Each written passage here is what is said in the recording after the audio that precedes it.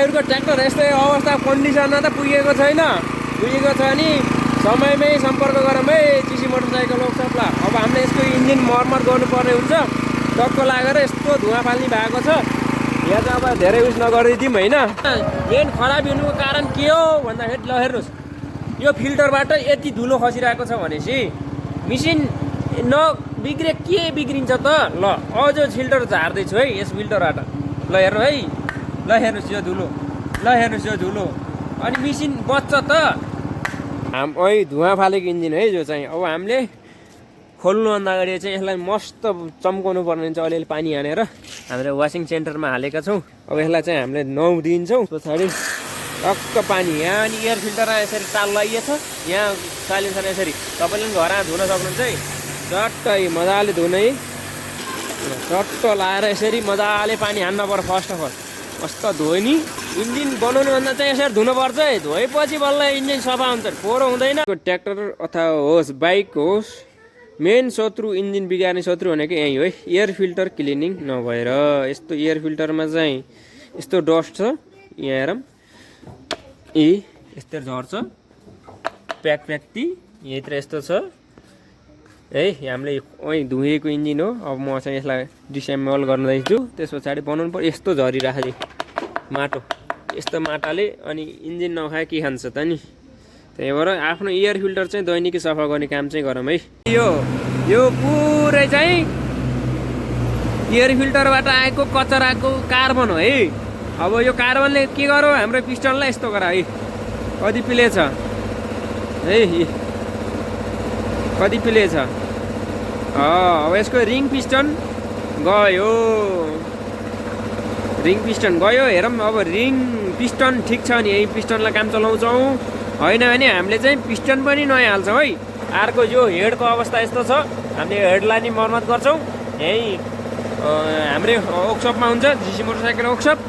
ल है गाई, यस्तो चाहिँ नबनाऊँ के। तपाईँले केही गरी खान भनेर किनिया ट्र्याक्टरलाई अलि जतन गरेर चलाउनु पऱ्यो के। जतन गरेर चलाउनु पऱ्यो। अलिक चेक जाँच गर्नु पऱ्यो। बिहान मोबिल चेक गर्नु पऱ्यो, start. So finally tractor start छ है।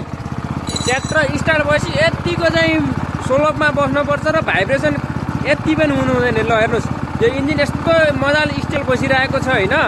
एकदम दामी के, एकदम स्टेबल बसिरहेको छ। यसबाट अलिअलि धुवा किन फालिरहेको छ भन्दाखेरि यो साइलेन्सरमा भएको धुवा सुक्दैछ।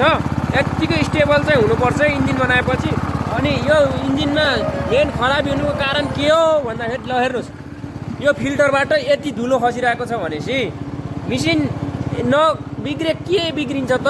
ल अझ फिल्टर झार्दैछु है यस फिल्टरबाट। ल हेर्नु है, ल हेर्नुहोस् यो धुलो, ल हेर्नुहोस् यो धुलो, अनि मेसिन बच्छ त। यस्तो छ अनि मेसिन नगए के जान्छ अनि मेसिन चलाउने हो नि। यिनी चाहिँ डेली सफा गर्नु पऱ्यो के। सफा हेर्नुहोस्, सफा गर्नु पऱ्यो। यत्रो माटो झरिरहेको छ। अब यसलाई हावा हान्नुपर्ने हुन्छ टक्क लाएर। मैले अहिलेसम्म यस्तो मेसिनको हरिकते अहिलेसम्म देखाएको थिएन है साथी हो। यस्तो मैले अहिलेसम्म यति धुलो मैले देखेको थिएन। यस्तरी मेसिन चलाउनु भएन। यहाँ मेसिन स्टेबल भएको छ, एकदम दामी। यथेर भइसक्यो अझै छ नि। यहाँ यस्तो छ, त्यहाँ यस्तो छ। ल सायद साथी, ल तपाईँहरूका नि किसानहरूले हजुरका नि मेसिन बिग्रेका छन् भने जिसी मोटरसाइकल वर्कसप गोडीघाट 5 खौलार बजारमा सम्पर्क गर्न सक्नुहुन्छ होइन।